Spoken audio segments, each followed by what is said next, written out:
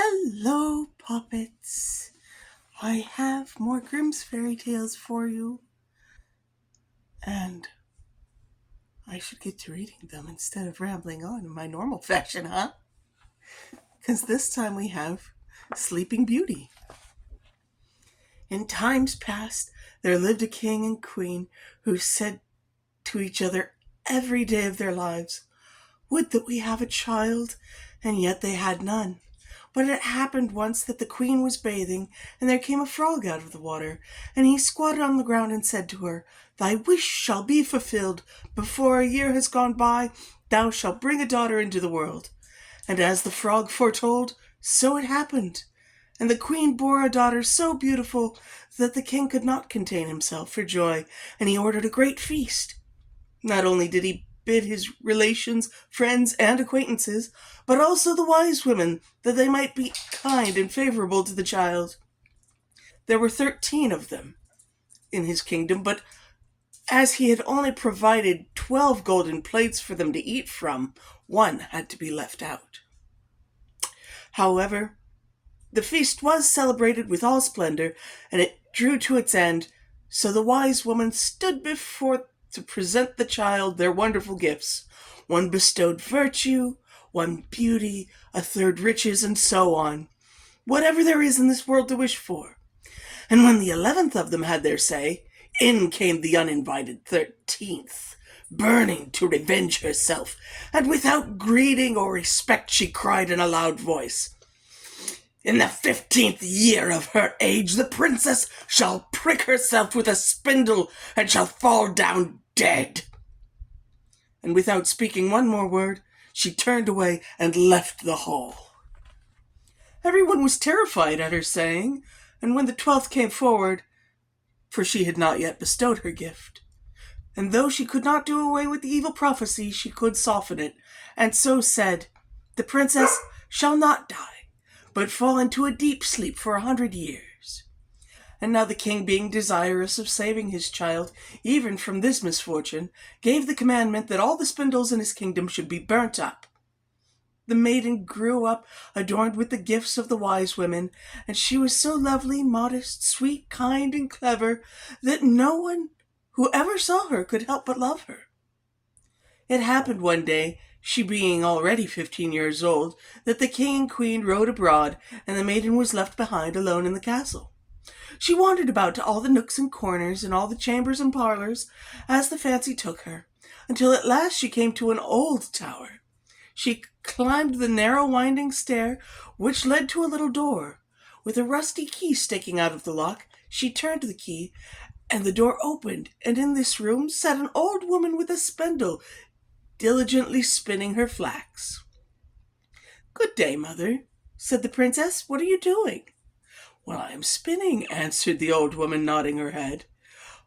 "What is that twists around so briskly?" asked the maiden, and upon taking the spindle into her hand, she began to spin, but no sooner had she touched it than the evil prophecy was fulfilled, and she pricked her finger with it. And in that very moment she fell back upon the bed that stood there, and lay in a deep sleep. And this sleep fell upon the whole castle. Not just her. Like, come on. But you know what? Here we are. The king and queen, who had returned, were up in the great hall and fell fast asleep, and with them the whole court. The horses in their stalls, the dogs in the yard, the pigeons on the roof, the flies on the wall, and the very fire that flickered on the hearth became still and slept like the rest, and the meat on the spit ceased roasting, and the cook, who was going to pull the scullion's hair for some mistake he had made, let him go and went to sleep. The wind had ceased, and not a leaf fell from the trees about the castle. Then around about that place there grew a hedge of thorns, thicker and thicker every year, until at last the whole castle was hidden from view, and nothing of it could be seen but the vane on the roof.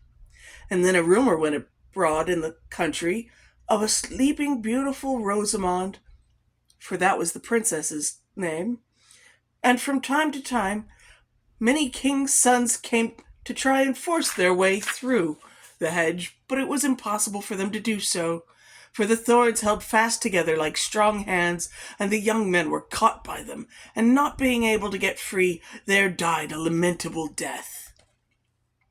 Many long year afterward, there came a king's son into the country who had heard an old man tell how there should be a castle standing behind the hedge of thorns, and that there lay a beautiful enchanted princess named Rosamond, who had slept for 100 years, and with her king and queen and the whole court. The old man had been told by his grandfather that many kings' sons had tried to pass the thorn hedge, but had been caught and pierced by the thorns and had died a miserable death. Then said the young man, "Nevertheless, I do not fear to try. I shall win through and see the lovely Rosamond." The good old man tried to dissuade him, but he would not listen to his words. For now, the hundreds of years were at an end, and at that day when Rosamond should be awakened. But the prince drew near the hedge thorns, and it changed into beautiful large flowers, which parted and bent aside to allow him to pass, and they closed behind him in a thick hedge. And when he reached the castle yard, he saw the horses bridled, hunting dogs lying asleep, and on the roof pigeons were sitting with their heads under their wings. And when he came indoor, the flies on the wall were asleep. The cook in the kitchen had his hand uplifted to strike the scullion. The kitchen maid had a black fowl on her lap ready to pluck.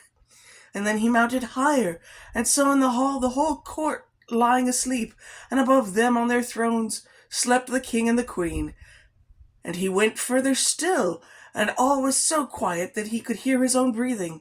And at last he came to the tower, and went up the winding stair, and opened the door where little Rosamond lay.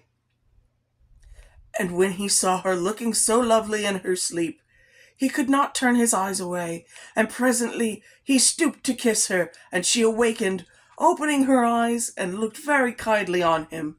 And she rose, and they went forth together, the king and the queen, and the whole court waked up, gazing on each other with great eyes of wonderment. And the horses in the yard got up and shook themselves, the hounds sprang and wagged their tails, the pigeons on the roof drew their heads from under their wings, looking around, and flew into the field. The flies on the wall crept a little further, the kitchen fire leapt up and blazed, and cooked the meat.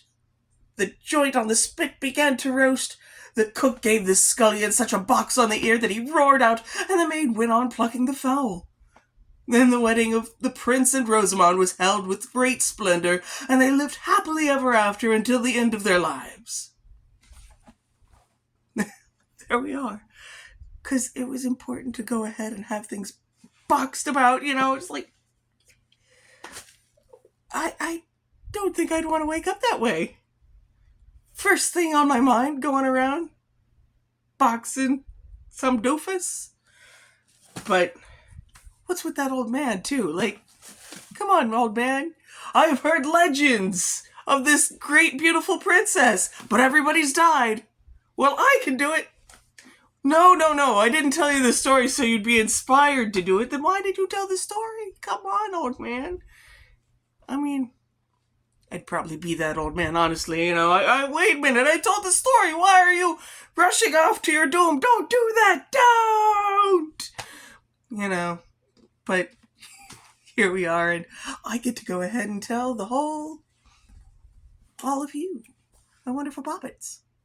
So, have fun on your adventures, okay? Don't die.